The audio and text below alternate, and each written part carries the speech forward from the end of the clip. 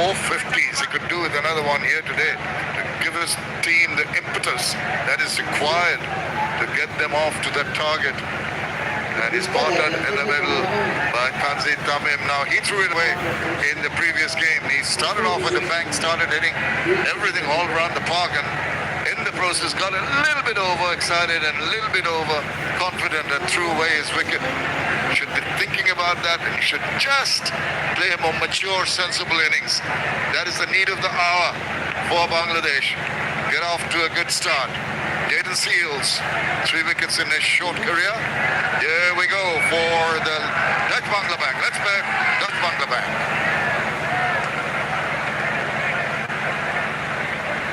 And as suspected, Shehop has gone with the seamer up front. The last game, Akil Hussain bowled the first over, but we saw the same movement and some swing on offer when Bangladesh bowled. So this time around, he's opted to start with Jaden Seals, who in favorable conditions can be quite threatening in the infancy of his T20 international career, but has played this format for some time now, and he can be very effective when there is some lateral movement and swing. Well, he played that nicely. There was a hint of movement. Cleared up by the time play started. Again, because there's a low pressure in the Bay of Bengal, there might be that extra bit of movement you're talking about. Next up, T20.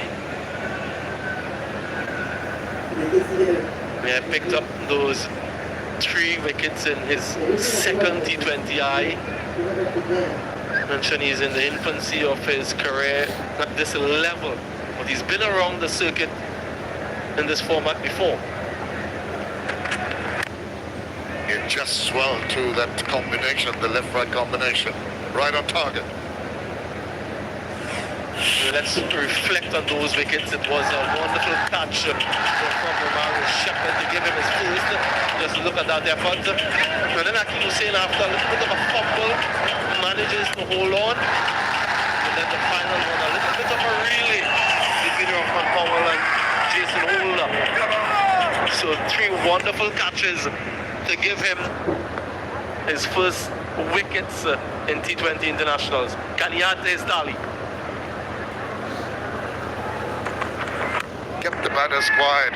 That's what put the pressure on the batters, make them play.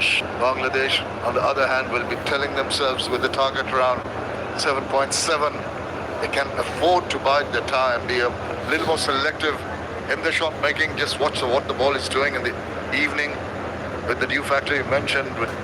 Definitely it's got to have some sort of influence on the wicket. Will skid on.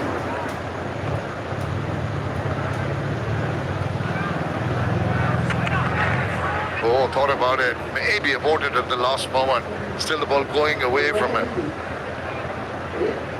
You mentioned the relatively low score and the asking rate not high at the start of the innings, but you want to be careful. You don't want to be too sluggish in the power play. And at the same time, you want to understand what that required run rate is and not lose the wicket. So it's finding that delicate equilibrium between run scoring and wicket saving.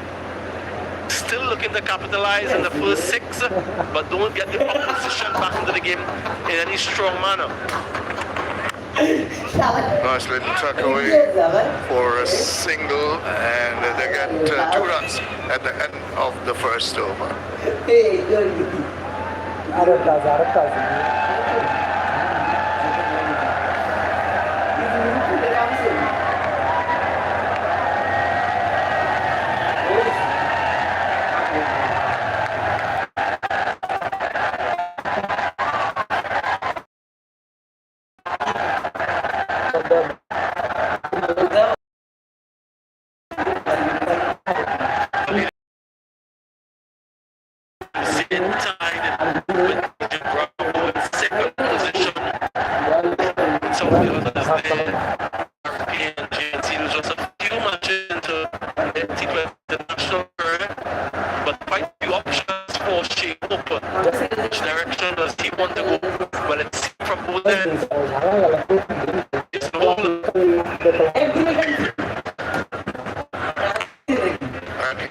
most important cog in the wheel for the Australians in terms of bowling.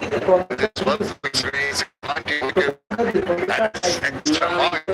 Even on a side, she can make the ball bounce more quickly than impeccable length. So, a lot depends on what he gets the ball to do, and if he can manage the early inroads that's required for the West Indies.